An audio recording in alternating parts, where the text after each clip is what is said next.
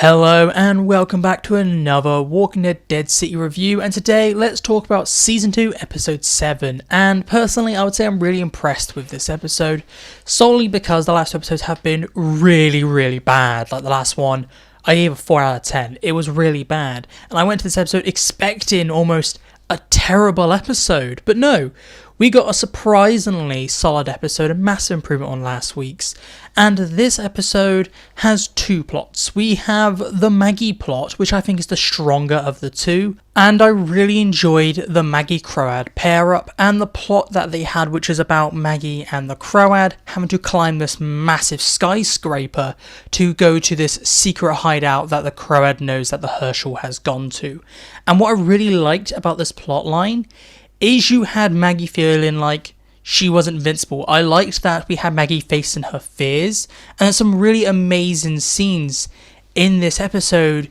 Definitely on the bridge is definitely my favourite part of this episode, is where Maggie is also exhausted, so she keeps blacking out all the time, and she just needs to have a nap, but she won't let herself have a nap. And it leads to her being on the bridge, ended up pausing halfway, and walkers end up catching up, which leads to her now led down, looking dead into just empty space, 50 stories down, and the ground starting to crack beneath her. It is a very intense moment, and I really enjoy Maggie having to face her fears. This episode also explains why she now has the fear of height, when in The Walking Dead she didn't. They explain as she developed the fear of height because of all the trauma she suffered or something like that. The Croat explains it like people are not afraid of the height, they're not afraid of the fall, they're afraid of the feeling you get when you look down and you feel that compulsion, you want to jump.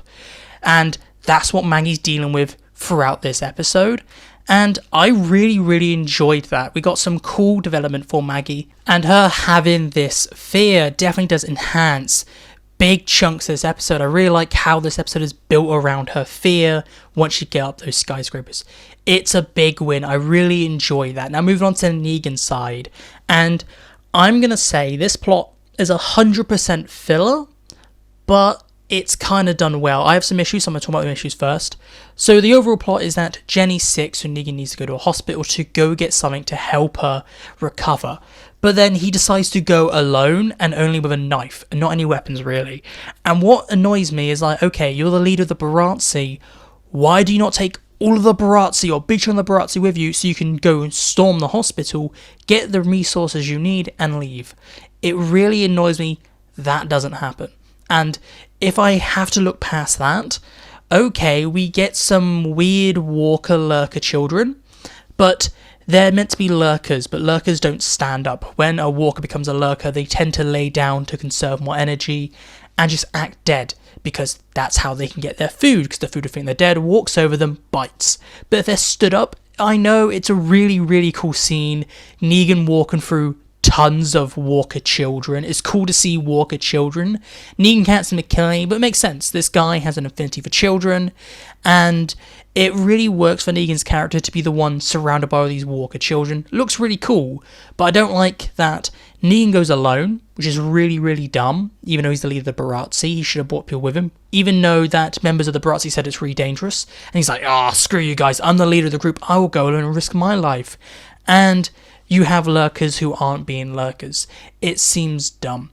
This seems to be like, we want him to be alone so that he can hit his head when he sees the walker, so he can hallucinate and get these really cool scenes near the end of this episode.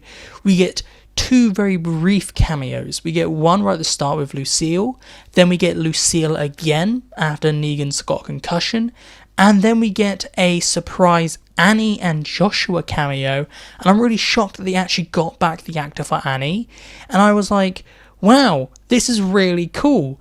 And the whole point of this plotline, even though I dislike the execution, I like the outcome, I like the cameos. The whole point is that Negan at the end of the episode to be like, you know what, I know what I did wrong as a saviour. I showed mercy. And I'm like, well, why are you just realising that, Negan? In season 11 of The Walking Dead, episode 7, you said this exact same thing to Maggie. So they're not treading new ground. We're getting Saviour Negan again, which is really, really cool. The next episode looks absolutely amazing. We're getting the Negan we were promised before this season even started. We're now getting him in the final episode of this season. And he's like, I'm going to line them all up and bash all their heads in. And even in the trailer for the next episode, we're getting him saying, eeny, meeny, miny, mo. We're going to get a lineup. That's really, really cool. But this is not new storyline. Negan realised what he did wrong back in the past in season 11 of The Walking Dead, and now he's just realised it again with this new epiphany. No, you're treading old ground with Negan's development. However, Maggie's getting all different character development. I'm very mixed on the Negan plotline. I think the outcome is really, really cool, but getting to the outcome is a bit convoluted and a bit dumb, whereas the Maggie, I have no issues with the Maggie plot. And next I want to talk about is the big reveal at the end of this episode. Big spoilers. The Dharma is somehow alive. And I was expecting it with all the little... They kind of revealed it and spoiled it in a photo reveal like last week. But yes, the Dharma's alive. She captures Maggie. Really, really cool. But it leaves so many questions like, how did she escape? Because in episode 5, she was properly pinned and she couldn't get out. But we're meant to believe that she was able to crawl herself out, put someone else or something else underneath it, and escape the theatre without any help and no one noticing. We know it can't have been Herschel's help because he was being captured by Bugle at the time. It's very dumb, but with Dead City, we just got to accept it. And I'm accepting it, and it's cool to have the Dharma still around. Some other big things I like about this episode is I feel like both storylines complement each other. A lot of the time, definitely season 2 with Maggie and Negan, it feels like one storyline overpowers the other, and one suffers while the other one gets all the attention, or they both suffer. This episode probably has the best balance between both characters. I feel like both characters got equal amount of screen time, got equal amount of importance in this episode. Even though I have issues with the Negan plotline, it kind of works. So let's move over to my conclusion, and I would say overall, The Walking Dead City Season 2, Episode 7 is a solid episode, and maybe give it a 6.5 out of 10. I am really surprised with this episode. It's good. It does definitely make me hopeful for the final episode. It's a really good build-up episode, but I just cannot give it a 7 or an 8 because I have so many little nitpicky issues, definitely, with the Negan plotline and what Negan's thinking throughout this entire episode up until the ending just really annoyed me, and that's why I just can't give it a 7 out of 10. I just have one too many little gripes with this episode. However, this is just my personal opinion, so please tell me your thoughts down in the comments below. This is it for me today, so goodbye, peace out, and I'll talk to you later.